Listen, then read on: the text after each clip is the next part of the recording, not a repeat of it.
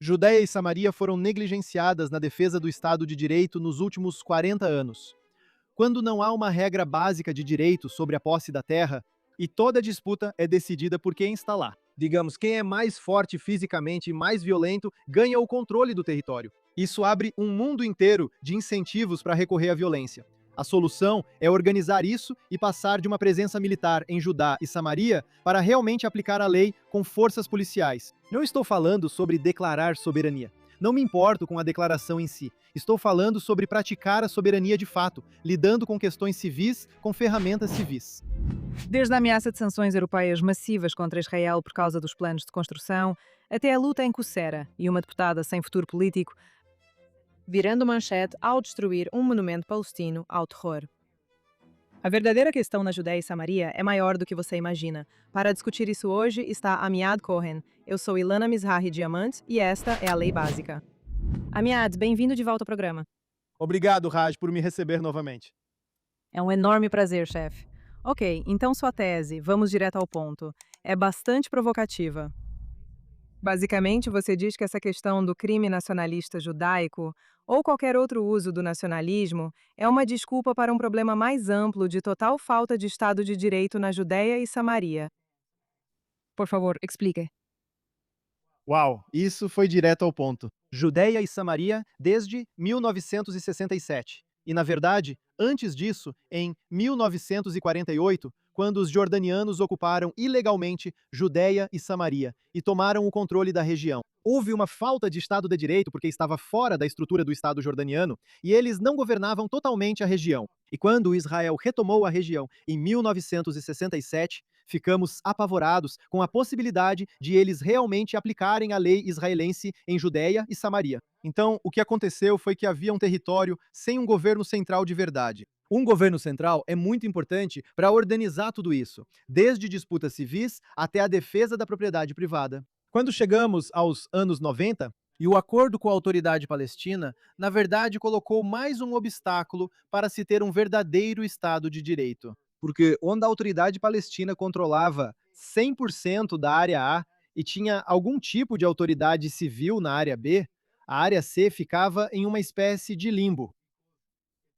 Porque hoje está sob controle israelense, mas no futuro deveria ser um dia se eles alcançarem a fase final dos acordos de Oslo. Deveria ser Palestina. O incentivo israelense era negligenciar totalmente essa área. E o interesse palestino era, na verdade, começar a avançar dentro dessa área, para criar fatos no terreno e controlar a área C, mesmo sem negociações.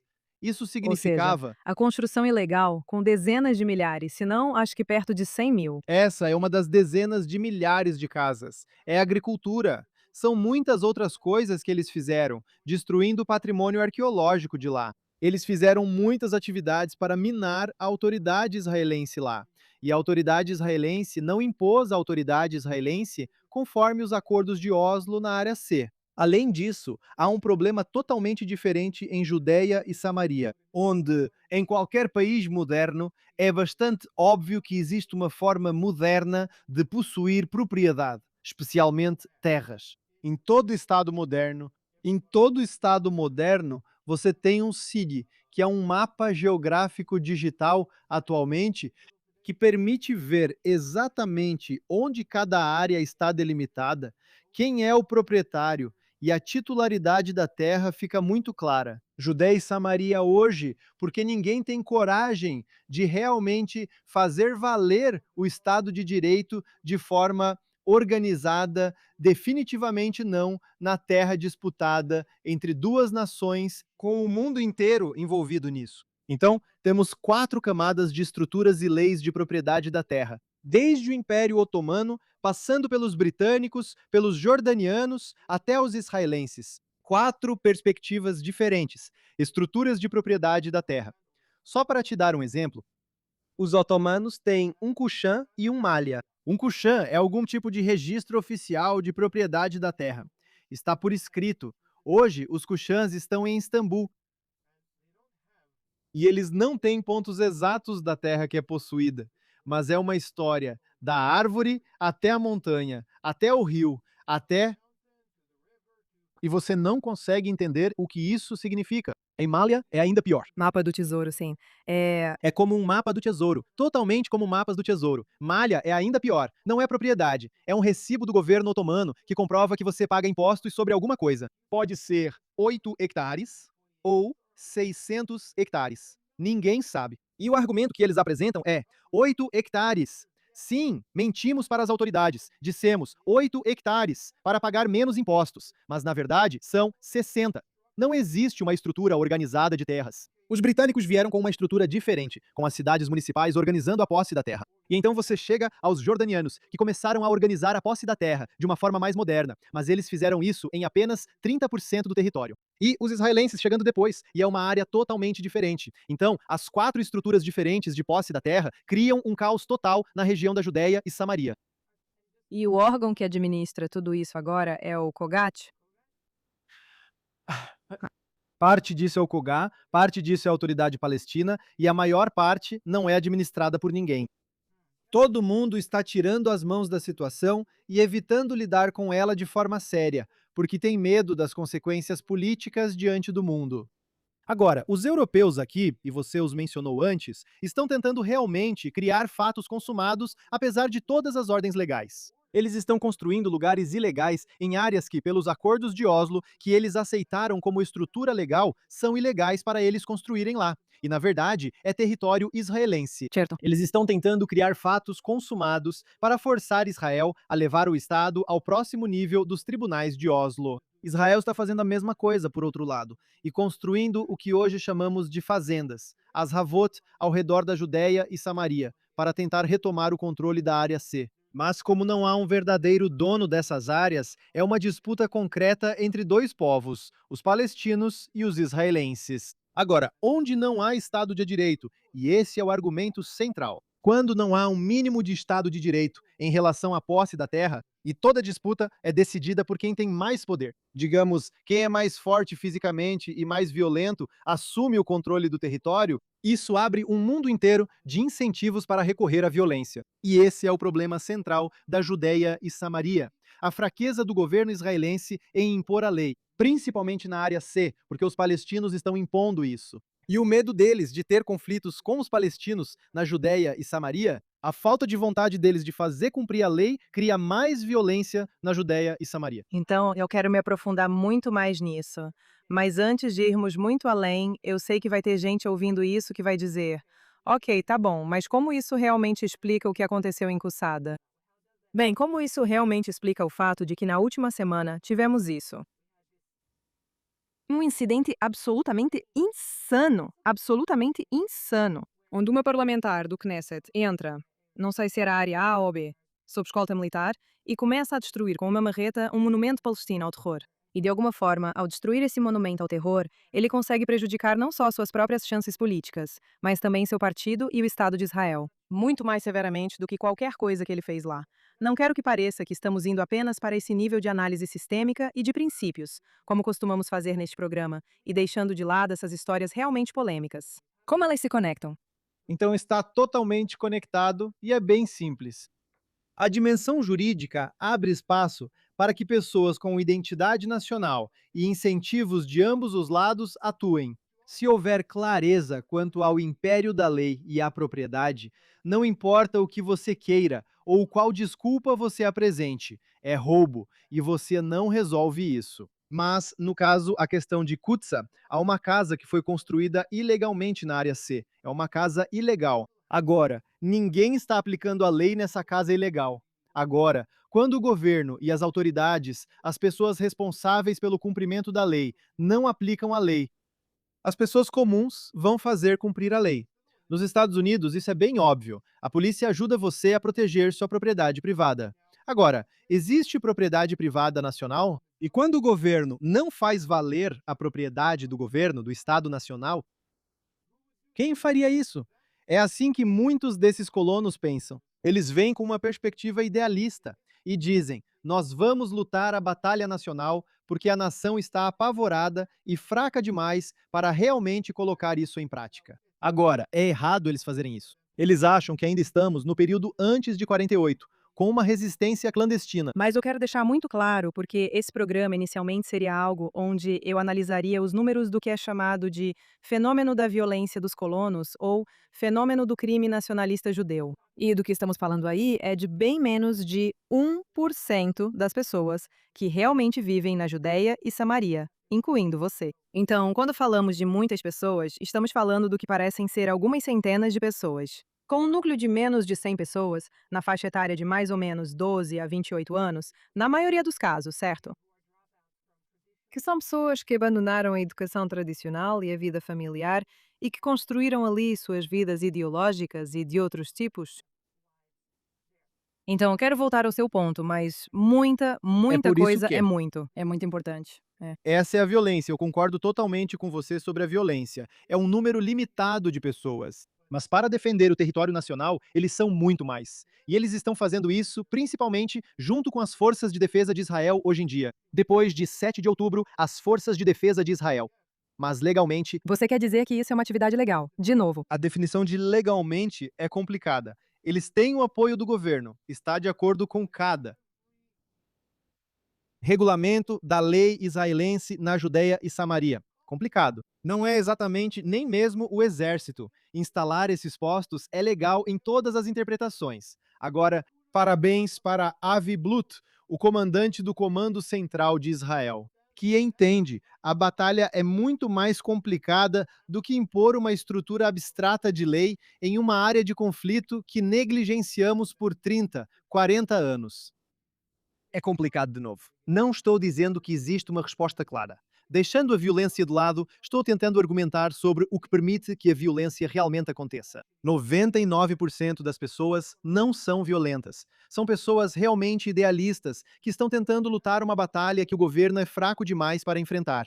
Minha solução, por outro lado, é James Kill, a solução de Wilson, a solução das janelas quebradas, que chega e diz: escute, o problema é a clareza da aplicação da lei, a clareza da propriedade da terra. E se as autoridades não fizerem cumprir a lei, até mesmo pessoas normais vão descumpri-la. Estou baseando essa afirmação no artigo de James Q. Wilson, de 82, em que ele colocou um carro abandonado em uma comunidade rica. E quando isso foi negligenciado, até mesmo pessoas normais, pessoas de alta renda, pessoas comuns, depredaram o carro e o destruíram. É isso que acontece quando não há Estado de Direito. Essas coisas acontecem. Judéia e Samaria estavam sendo negligenciadas na defesa do Estado de Direito nos últimos 40 anos. Os palestinos faziam o que queriam e ocuparam mais de 50% da área C ilegalmente. Eles plantaram árvores em territórios que nunca lhes pertenceram. Construíram casas e ninguém fiscalizou isso. Eles expandiram suas cidades além da jurisdição delas nos últimos 40 anos. Desde Oslo, o início de Oslo, ou seja, há 30 anos. E eles já faziam isso antes, mas não era chamado de área C. O problema é a falta de Estado de Direito, a falta de organização da posse da terra na Judéia e Samaria. A solução é organizar isso e passar de uma presença militar na Judéia e Samaria para realmente uma aplicação da lei pela polícia. Nós vamos passar para isso em breve. Considerando que esse é um fenômeno de longa data, que discussões já houve sobre isso, se é que houve alguma? Então eu acho que, antes de tudo, as conversas políticas em Israel são muito superficiais. Nós temos tentado mudar isso na economia, na segurança nacional e, com certeza, no mundo jurídico. Isso é graças ao que você está fazendo. E é difícil, porque os incentivos políticos aqui e a interferência internacional aqui são dramáticos. O mundo está forçando Israel a realmente criar esse caos.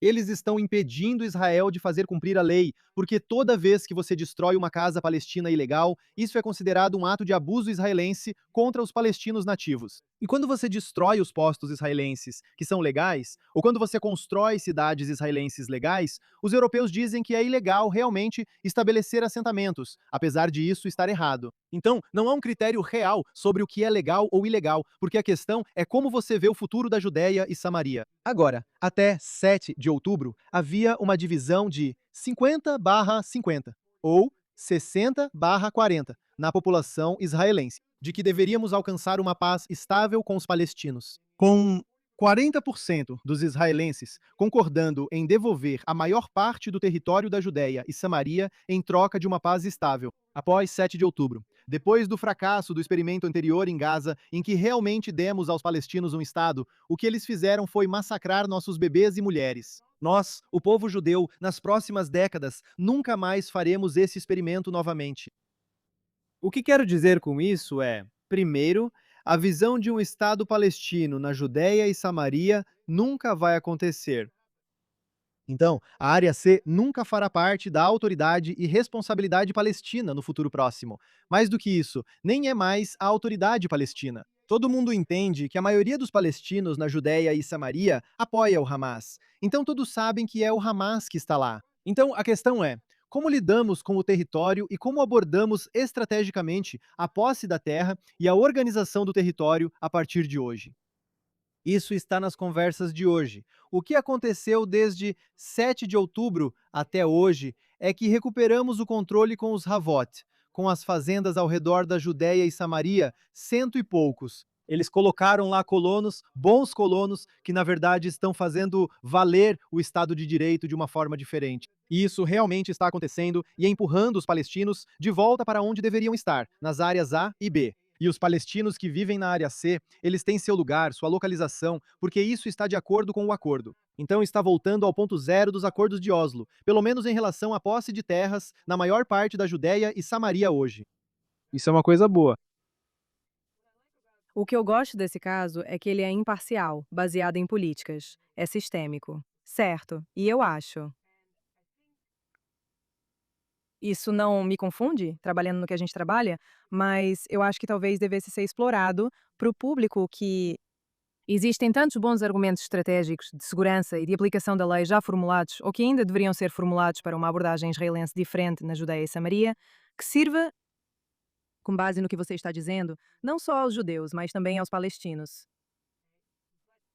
Certo, mas eu me pergunto até que ponto o enquadramento disso como, sabe, uma pauta da direita nos últimos anos tem sido prejudicial. E, que claro, é o assunto dessas sanções europeias ameaçadas, ou supostamente ameaçadas. Certo, eu acho talvez o principal exemplo disso, porque estamos falando de algo que foi aprovado lá no início dos anos 90, antes mesmo de Oslo existir, e foi visto, e ainda é visto, como uma necessidade de segurança crítica para o Estado de Israel. Porque você não quer Ma'ale Adumim cercada e isolada de Jerusalém por construções ilegais, o que já vem acontecendo. E o corredor foi estreitado. Ok, mas de alguma forma isso se perde. E, sabe, isso meio que fica enterrado nessa narrativa. Tanto por, eu acho, os israelenses, que são os mais vocais sobre isso no governo agora, e certamente a imprensa, que vê uma oportunidade de transformar tudo isso em uma questão de agenda política. E então? Mas a agenda política é respaldada por uma visão de futuro. Qual é a melhor maneira de alcançar a paz? As suposições da esquerda sobre a paz são: dê a eles o que querem e apazigue-os, e então teremos paz. A perspectiva conservadora de direita é não deter eles, controlar territórios estratégicos. Isso vai impedir que eles tentem te atacar novamente e manter o que chamamos de paz a partir de uma posição de força. A estratégia difere dramaticamente nas políticas que você realmente pratica hoje. Se você entende o mapa, E1 fica a leste de Jerusalém até Maale Adumim. A estratégia de E1 é impedir um Estado palestino impedindo uma.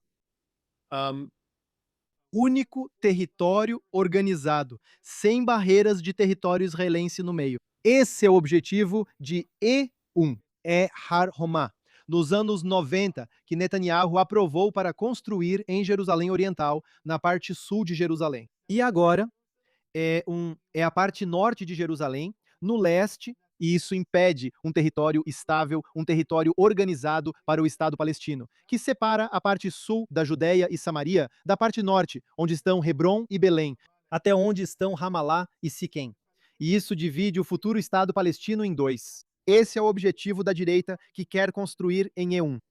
Aos olhos da esquerda, o E1 é um objetivo estratégico para destruir o futuro, impedindo a paz ao não permitir que os palestinos tenham um Estado. Agora, Os israelenses da direita, os conservadores, veem o Estado palestino como uma ameaça. E eles veem a onda jihadista da Jordânia até a Síria, ao Iraque, ao Irã, que é uma onda gigantesca de território de nazistas que querem nos matar se tivessem a capacidade. E eles veem que a única barreira física impedindo-os de penetrar em Kfar Saba, em Tel Aviv, é o Rio Jordão.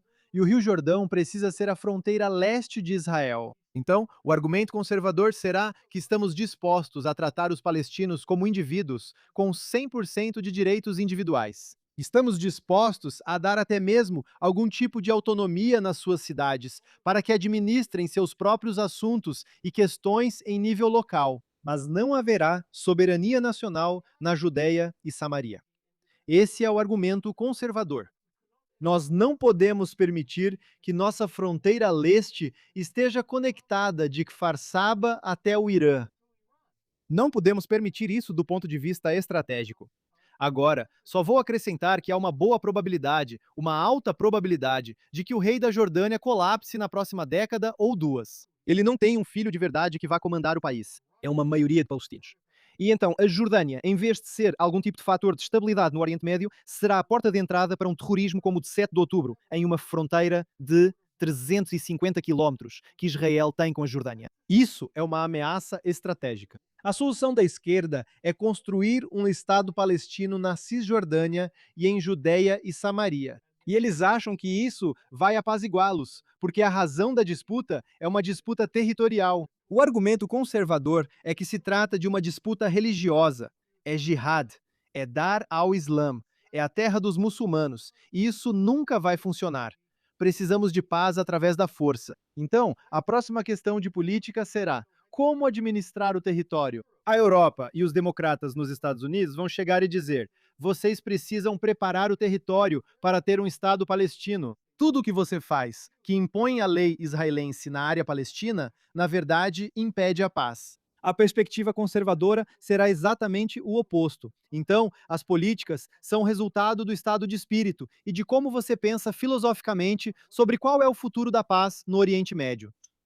Concordo completamente. Só acho que nessa questão e em muitas outras, a direita parte de uma ideologia que não necessariamente se traduz bem para o inglês. Se traduz bem para o inglês. Lá se vai o meu inglês. E o argumento que você está apresentando, que já foi apresentado na imprensa, mas não em grande escala, mas o argumento que você está apresentando fica soterrado nesse rótulo de a extrema-direita diz ou a direita diz. E isso não é útil para resolver nada. Agora quero passar para a sua solução, tá bom? Para a aplicação da lei na Judeia e Samaria. Então, explique pra gente como seria. Então, a verdadeira solução é começar a tratar da Judéia e Samaria, e definitivamente da área C, que corresponde a aproximadamente 60% da região da Judéia e Samaria, com policiais e realmente policiando como uma área civil. Eu fui reservista na Judéia e Samaria por muitos anos e trabalhei com segurança na Judéia e Samaria. Eu tenho uma empresa que fazia isso. E o problema com a estratégia tática para lidar com os conflitos entre palestinos e israelenses é por causa de questões legais. Deixe isso de lado por um segundo, com os militares. Agora, um soldado com um M4, cuja mentalidade é como eu mato o inimigo, é isso que os exércitos fazem. E lidando principalmente com protestos. E não estou dizendo que não há terrorismo na área de Gaza. Existe e precisa ser combatido da melhor forma possível, com militares, unidades especiais e tudo mais. Mas, no dia a dia, a maioria dos conflitos entre palestinos e israelenses são conflitos civis entre dois nacionalistas diferentes, com um pano de fundo ideológico e nacional para esses conflitos. Mas são conflitos civis de questões locais, domésticas e territoriais.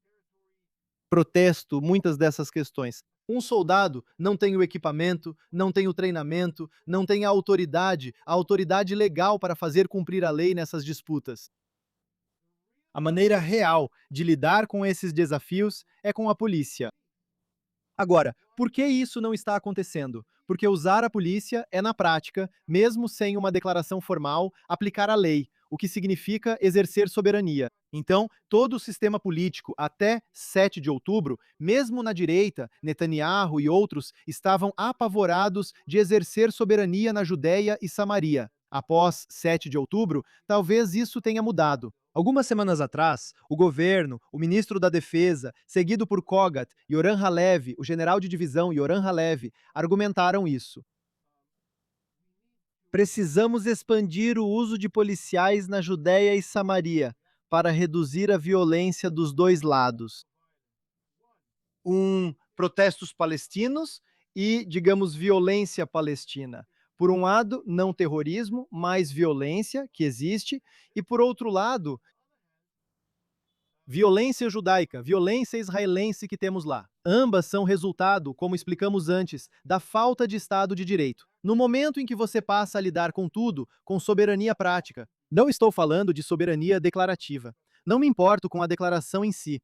Estou falando de exercer soberania real, lidar com questões civis, com ferramentas civis, com táticas civis, com equipamentos civis. Isso vai conseguir prevenir conflitos, resolver disputas e não inflamá-las, porque os soldados não têm o conhecimento, a capacidade e as ferramentas para realmente lidar com elas da maneira correta. Isso se reflete no evento que aconteceu em Kfar Tel algumas semanas atrás, quando 4 pessoas foram mortas. Com a polícia, teria sido diferente, em vez de com soldados. Com um grupo de excursionistas que invadiu, ou você sabe, entrou, seja lá onde for, acho que era a área B, e então foi atacado. Só para deixar claro sobre isso, no momento, os israelenses na Judéia e Samaria estão sujeitos a um regime legal que é administrado pela Kogat, mas que efetivamente implementa a maior parte da lei civil israelense nessa área. Os palestinos que vivem na área C estão sujeitos a qual regime legal? Muito complicado. Então, existe a Autoridade Palestina, que aplica suas leis nas áreas A e B, e até mesmo na área C, entre nós e as cidades palestinas na área C. Existem autoridades israelenses de aplicação da lei que aplicam a lei israelense na área C, mas às vezes também nas áreas B e C. Vou te dar um exemplo. Por exemplo, se seu carro for roubado e levado para a área C, por definição, o exército e a polícia israelenses deveriam recuperá-lo. Eles têm medo de fazer isso por causa do terrorismo. Então, eles não entram nas cidades palestinas, nem mesmo na área C, sem a segurança do exército. Mas isso é um problema. Eles definitivamente não vão para as áreas B e A. Mas se você for um palestino da área A e dirigir em uma estrada na área C e ultrapassar o limite de velocidade, você vai receber uma multa israelense. Então, a aplicação da lei dos dois lados. O problema com a polícia palestina ficou evidente há alguns dias, quando eles aplicaram a lei contra israelenses na área C. Isso aconteceu há alguns dias. Eles basicamente sequestraram um soldado da reserva em uma estrada que não é usada por causa do terror, mas começamos a usar essa estrada por causa do que aconteceu com os Havot, com as fazendas que realmente afastaram os palestinos. Mas a polícia palestina, na verdade, é um grupo militar. Colocou uma barreira, um bloqueio naquela estrada, que eles mantiveram por décadas, e eles pararam um dos soldados. E eles o levaram. É uma história maluca, mas você pode ver a polícia palestina aplicando a lei na área C. Então, é uma questão muito complicada. E isso é, novamente, os israelenses deixando de aplicar a lei por definição, antes de tudo, na área C. Todas essas complicações criam uma oportunidade para os ladrões. Em Israel, eles roubam, acho que o número é 25 mil carros por ano. 90% deles vão para a Judéia e Samaria, porque não há aplicação da lei nas áreas B e A. E, na verdade, a autoridade palestina tem um incentivo. Você pode olhar vídeos no TikTok ou no Instagram.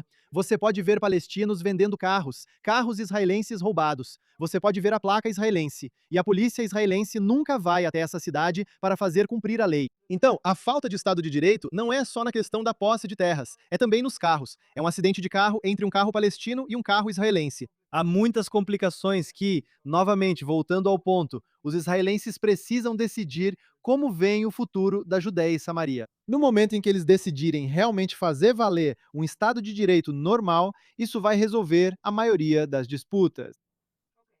Certo, só para eu entender. Se vocês colocarem a polícia, eles também vão impor a lei civil israelense sobre esses palestinos na área C. E existem, eu não lembro quais foram os últimos números que eu li, mas, sabe, supostamente há 30% de controle efetivo. Você disse 50% antes. Alguns anos atrás, era 30% de controle efetivo sobre a área C. Então, há bastante interesse palestino nessa região. E o que Israel basicamente está dizendo é: se você está vivendo na área C, agora é a lei israelense sendo aplicada pelas autoridades israelenses. Mas é um processo mais longo. Primeiro de tudo, você precisa definir um modelo muito moderno de propriedade da terra. O deserto é desorganizado, não foi declarado como terra do Estado de Israel e não está organizado como terra individual. É uma loucura. Vou te dar o exemplo mais estranho. Então, eu moro na Judéia e Samaria, em um local legalizado com todas as aprovações do governo.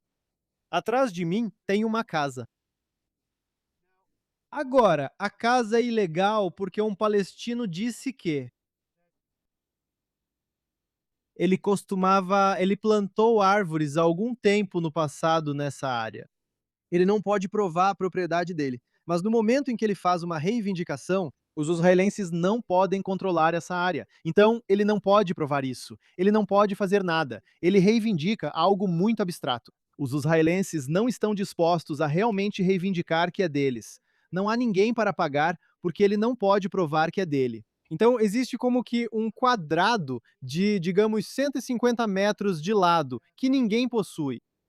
E ninguém pode fazer nada a respeito, porque não existe um sistema claro de propriedade da terra. Então, costumava haver uma casa lá, e eles a derrubaram por causa da falta de clareza sobre quem é o dono da área, do terreno. Ele não tem prova, o governo não está disposto a impor ordem. Em Israel normal, se você constrói uma casa em uma propriedade privada diferente por engano, então você paga para o cara, mas não há ninguém para pagar. Você não pode comprar o terreno. Então, essa falta de clareza sobre a propriedade realmente cria essas situações malucas que você não consegue resolver os problemas. Pegue isso e extrapole para centenas de milhares de acres nas colinas de Golã e Samaria, com muitas pessoas envolvidas em um conflito de fundo nacional, digamos, religioso nacional. E isso explode.